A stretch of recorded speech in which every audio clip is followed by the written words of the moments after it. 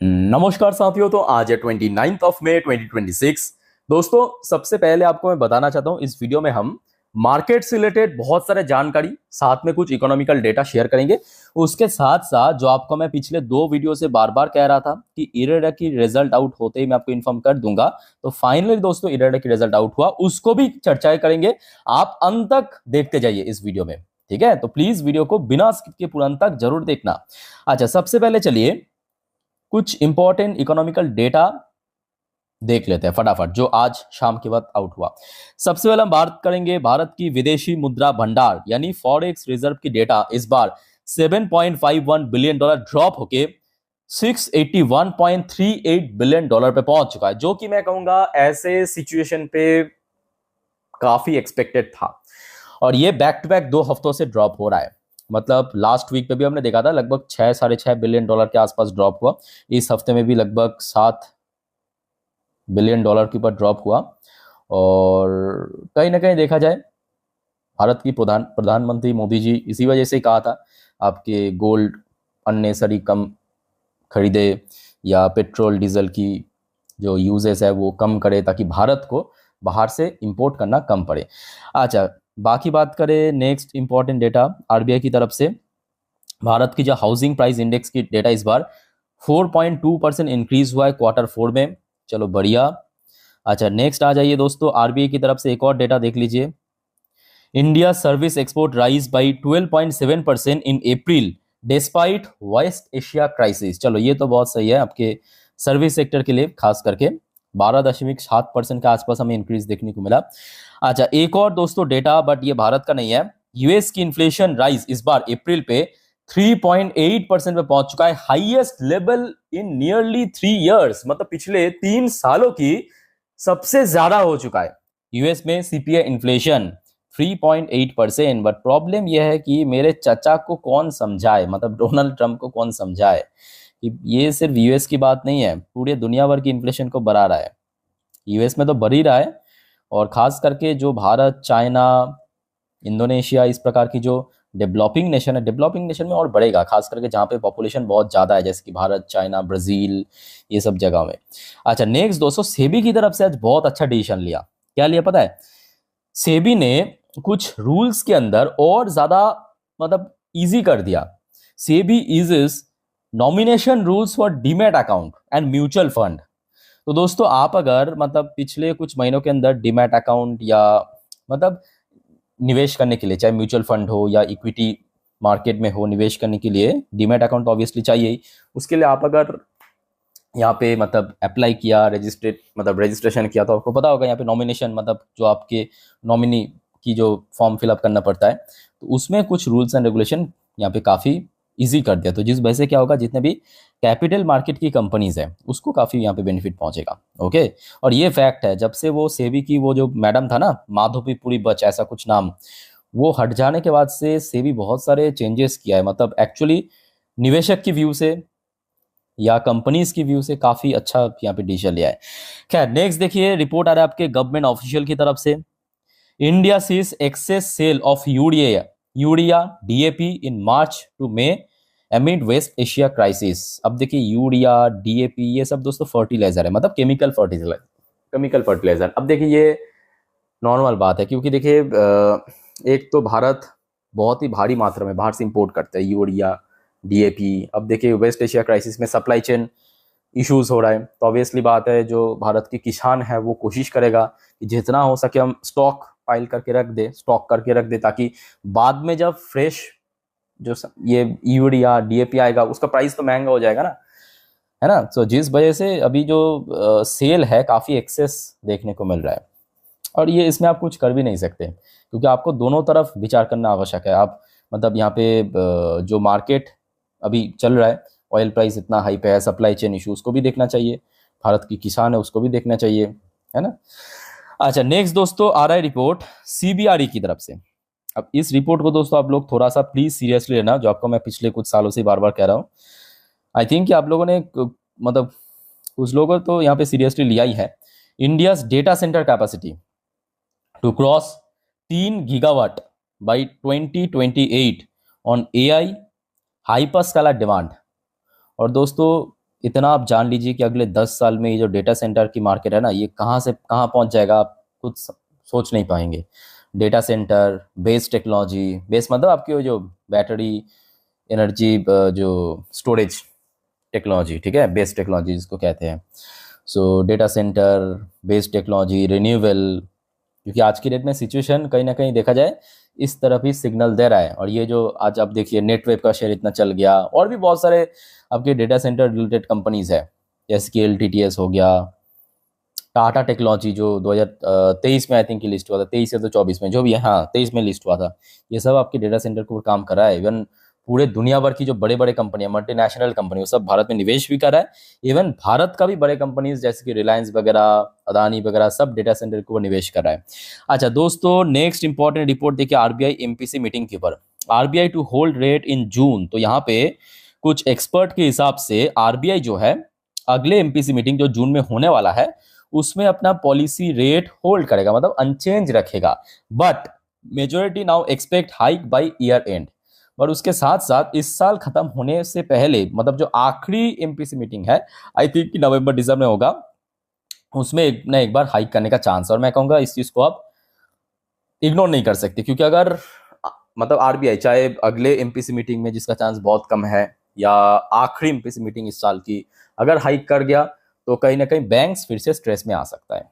ठीक है, और बैंक स्ट्रेस में आएगा मतलब ऑब्वियसली मार्केट में इंपैक्ट सबसे ज्यादा पड़ेगा।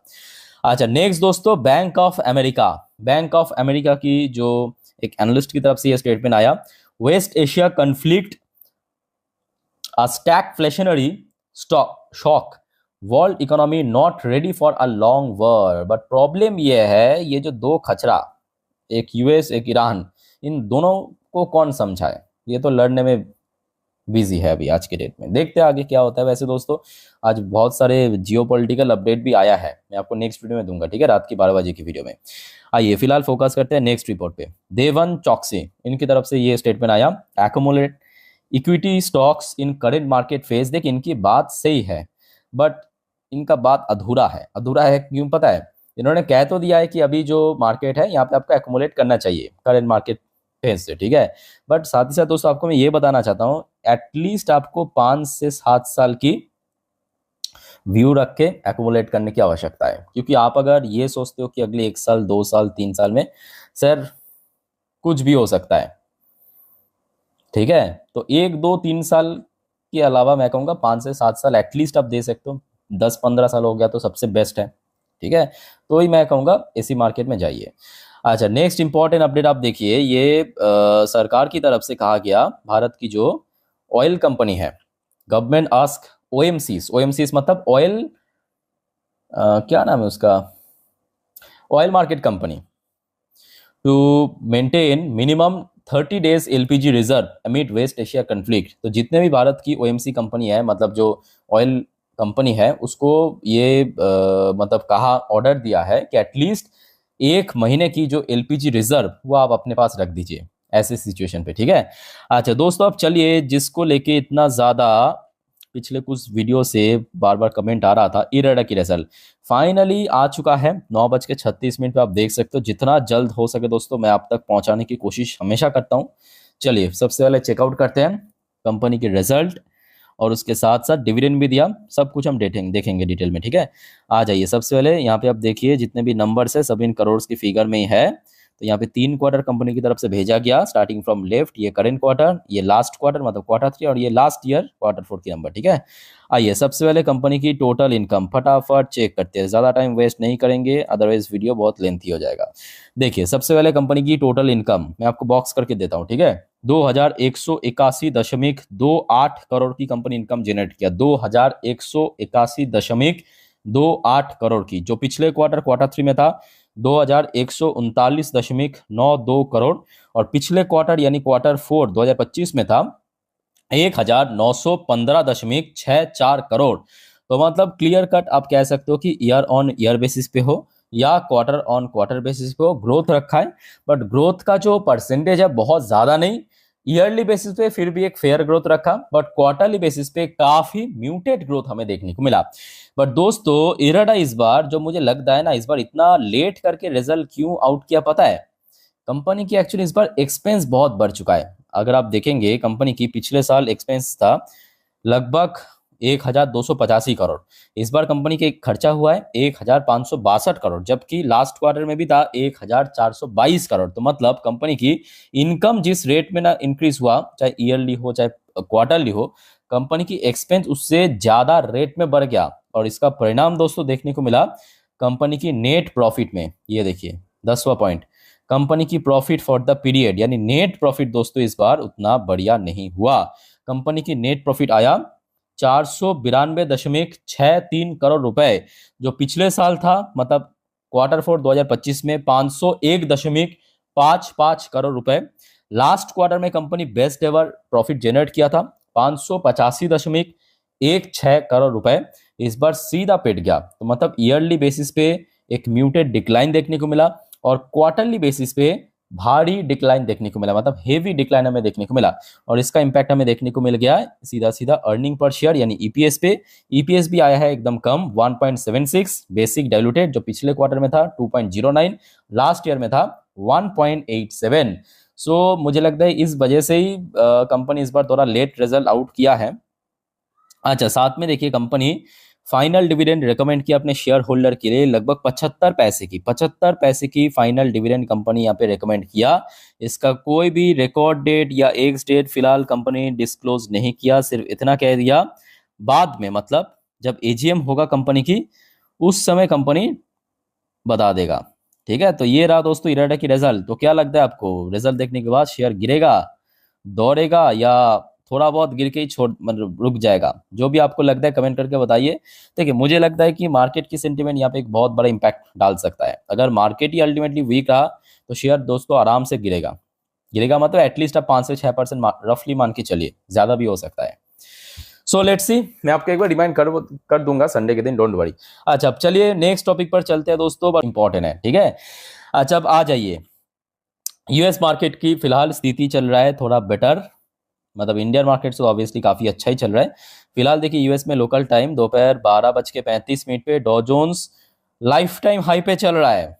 कहाँ पे है आप लोग? 0.77% ऊपर। ये देखिए 51,085 पॉइंट आज इंटरडे हाई, फिलहाल उसी पॉइंट पे ही चल रहा है, लाइफ टाइम हाई पे। Nasdaq composite life time high पे चल रहा है। यही तो वजह है दोस्तों, आप लोग समझ क्यों नहीं पा रहे हो कि ट्रम्प क्यों एक्सटेंड कर रहा है इस वॉर को? यही वजह है। पूरे दुनिया भर की जो पैसा है एफआईएस की सब अभी यूएस मार्केट में आ रहा है। आपको समझ आ रहा है ना? मैं आपको क्यों बार बार कह रहा हूँ कि देखिए ट्रम्प नहीं चाहते हैं कि बॉम्बिंग करना, बट कभी कभी ठीक है एक आध बार कर देते हैं, बट ट्रम्प चाहते हैं ये वॉर ना रुके। 27,094 पॉइंट पे ये देखिए लाइफ टाइम हाई पे चल रहा है नैस्डैक, डॉ जोन्स पीक में चल रहा है, पीक में। पूरे दुनिया भर की मार्केट में गिरावट, सारा पैसा इकट्ठा करके यूएस मार्केट में शामिल हो रहा है। और फिलहाल देखिए मैं कहूँगा ऑयल प्राइस तो ठीक ठाक है, ऑयल प्राइस ठीक ठाक है, बट आज फिलहाल देखिए जो आज एमएससी इंडेक्स में एडजस्टमेंट हुआ है जिस वजह से मार्केट में बेसिकली गिरावट हुआ है, खास करके 2 बजे के बाद जो एकदम शार्प नोज ड्राइव देखने को मिला। अच्छा, गोल्ड की प्राइस भी ठीक ठाक ही चल रहा है, इसमें कोई बहुत बड़ा चेंजेस नहीं हुआ सुबह से। सिल्वर की प्राइस में भी एज सच कुछ बहुत चेंजेस नहीं हुआ, ऊपर नीच लगभग फ्लैट चल रहा है। इवन सबसे बड़ी बात क्या है पता है, कि इंडियन करेंसी की वैल्यूएशन बहुत इंक्रीज हुआ, बहुत ज्यादा। मतलब आप मंगलवार पहुंच जाइए, इसी हफ्ते मंगलवार कहाँ पे पहुंच गया था याद कीजिए, 1 यूएसडी के अगेंस्ट में 97 पे पहुंच गया था, याद आ रहा है? मंगल और सोमवार के दिन 97 पे पहुंच गया था। अभी देखिए 95 के भी इवन नीचे आ चुका है, 94.82। तो इससे अच्छी बात क्या हो सकती है कि भारत की करेंसी की वैल्यूएशन बैक टू बैक 2-3 दिन पे रैपिड इंक्रीज हुआ। ठीक है, बट बात यह है कि बहुत सारे और भी इश्यूज है। अच्छा, फिलहाल विप्रो एडीआर वर्जन लगभग 7-8% के आसपास नीचे चल रहा है, तो ज्यादा टेंशन करने की जरूरत नहीं है। लास्ट डे 13% चल भी गया था, आज इंडियन मार्केट में तो 2-2.5% आई थिंक ऊपर आके क्लोजिंग में, तो बेसिकली एक एडजस्टमेंट चल रहा है। ठीक है, अच्छा बाकी बात करें इन्फोसिस की एडीआर वर्जन भी सेम टू सेम एडजस्टमेंट हो रहा है, 13% नीचे चल रहा है। अच्छा, बैंक्स की क्या हाल है ये इंपॉर्टेंट है। आईसीआईसीआई बैंक की एडीआर वर्जन फिलहाल 0.19% ऊपर चल रहा है, और आपके एचडीएफसी बैंक की एडीआर वर्जन काफी अच्छी पोजीशन पे 1.04% ऊपर चल रहा है। अच्छा, गिफ्ट निफ्टी की पोजीशन एक बार चेक कर लेते हैं दोस्तों, जस्ट अ मिनट में आपको रिफ्रेश करके दिखाता हूँ। गिफ्ट निफ्टी का पोजीशन मैं कहूँगा उतना खराब भी नहीं है फिलहाल। देखिए एकदम रियल टाइम डेटा आपको साफ दिखाई दे रहा है। रियल टाइम डेटा 10:08 में ये वीडियो मैं रिकॉर्ड कर रहा हूँ। फिलहाल गिफ्ट निफ्टी की पोजीशन चल रहा है 23,715 पॉइंट पे। कितना का? 23,715 पॉइंट पे। बट दोस्तों ज्यादा खुश होने की जरूरत नहीं है। क्यों जरूरत नहीं है? क्योंकि आज दोपहर को जब मार्केट क्लोज हुआ था उस टाइम पे जो गिफ्ट निफ्टी की क्लोजिंग पोजीशन था उस हिसाब से अभी फिलहाल 9 पॉइंट के आसपास नीचे ही चल रहा है। आप कहेंगे भाई ये कैसे बेहुदा वाला बात है, क्योंकि मार्केट तो क्लोज हुआ था, आपके निफ्टी की क्लोजिंग हुआ था 547 पॉइंट पे, तो उस हिसाब से 712 पॉइंट मतलब तो बहुत ऊपर। तो एक मिनट रुक जाइए, एक मिनट रुक जाइए, मैं आपको कुछ दिखाना चाहता हूँ। कौन कहा आपको कि यहाँ पे 23,547 पॉइंट पे मार्केट क्लोज हुआ? कौन कहा? ये एडजस्टमेंट क्लोजिंग प्राइस है। अगर आप लास्ट ट्रेड प्राइस देखेंगे तो यहाँ पे आपको साफ नजर आएगा कहाँ पे क्लोजिंग, 23,608 पॉइंट पे। कहाँ पे क्लोजिंग हुआ? 23,608 पॉइंट पे। ये निफ्टी की आखिरी ट्रेडिंग प्राइस था, ठीक है।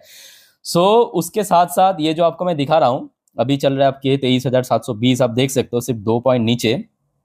ये आपके अगले महीने की एक्सपायरी है, तो रफली आप मान के चलिए इसमें 150 पॉइंट तो वही लग जाता है, प्रीमियम लग जाते हैं, ठीक है। बट स्टिल मैं कहूंगा ठीक है, अभी भी उतना खराब स्टेज में नहीं है, अभी गिफ्ट निफ्टी उतना खराब स्टेज में नहीं है। अब बात ये भी है कि देखिए इसका उतना इंपॉर्टेंस भी नहीं है। क्यों इंपॉर्टेंस नहीं है? क्योंकि कल परसों बाजार बंद, छुट्टी है। सो सोमवार मार्केट ओपन होने से पहले कहाँ तक क्या होगा उसके ऊपर बहुत कुछ डिपेंड करेगा, ठीक है। ऑब्वियसली बात है, जियोपॉलिटिकल टेंशन और भी कुछ बहुत सारे जानकारी, ठीक है। तो इस बारे में कुछ भी जानकारी मिला तो जरूर आपको इन्फॉर्म कर दूंगा।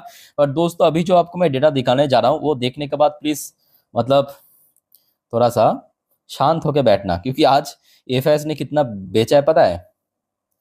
21,105 करोड़ की शेयर। नेट वैल्यू की मैं बात कर रहा हूँ, ग्रॉस वैल्यू नहीं। नेट वैल्यू आज एफएस ने बेचा है 21,105 करोड़ की शेयर।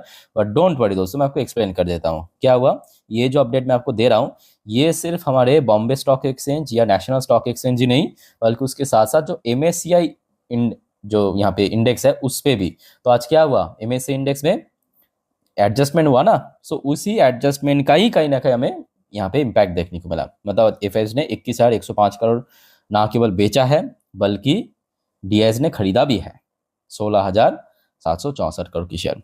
आई थिंक कि समझ आ चुका आपको, ठीक है। और बाकी बात करें TA35 इजरायली टॉप इंडेक्स आज 0.5% ऊपर आके क्लोजिंग भी दिया।